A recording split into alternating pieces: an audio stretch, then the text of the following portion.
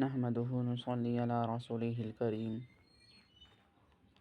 أما بعد فأعوذ بالله من الشيطان الرجيم بسم الله الرحمن الرحيم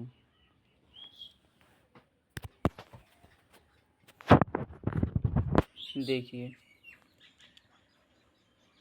درس نمبر 8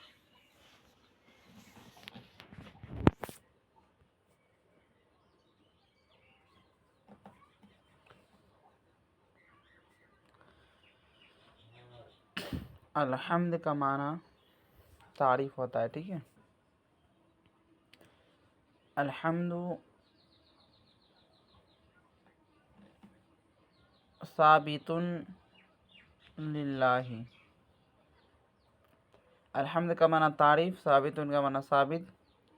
ٹھیک ہے، للہ اللہ کے لیے.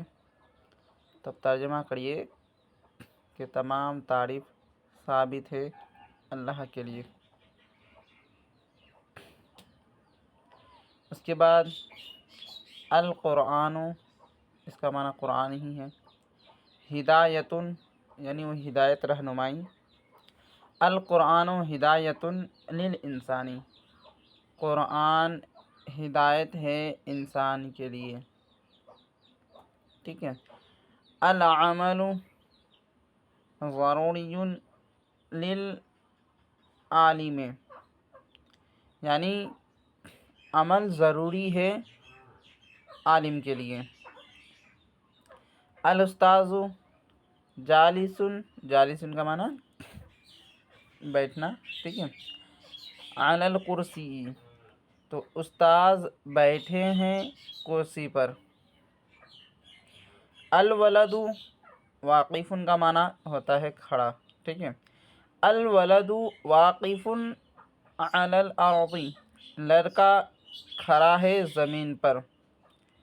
القلم لازم للکتابتی، للکتابتی یعنی الکتابت کا معنی لکھنا، تو اسی سے للکتابت. تو القلم لازم للکتابتی، قلم لازم ہے یعنی ضروری ہے کس کے لیے؟ لکھنے کے لیے.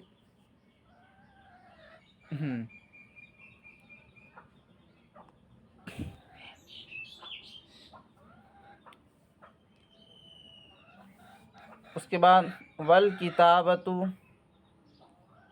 اور کتاب ضروری ہے.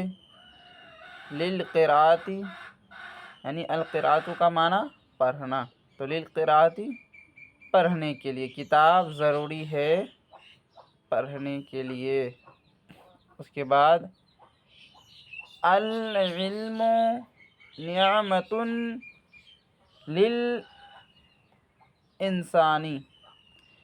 یعنی علم نعمت ہے کس کے لیے؟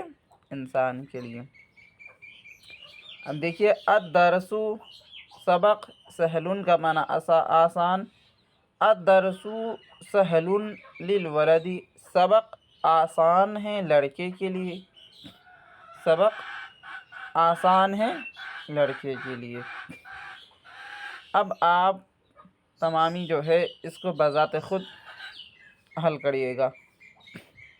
جیسے یہاں ہے نا، سلام چھوٹے پر واجب ہے، تو کیسے جملہ بنائیے گا؟ السلام واجب علی الصغیر. اس طرح سے آپ جو ہے ان تمام جملوں کو ادھر کے بھی حل کر کے گروپ میں جمع کریے گا.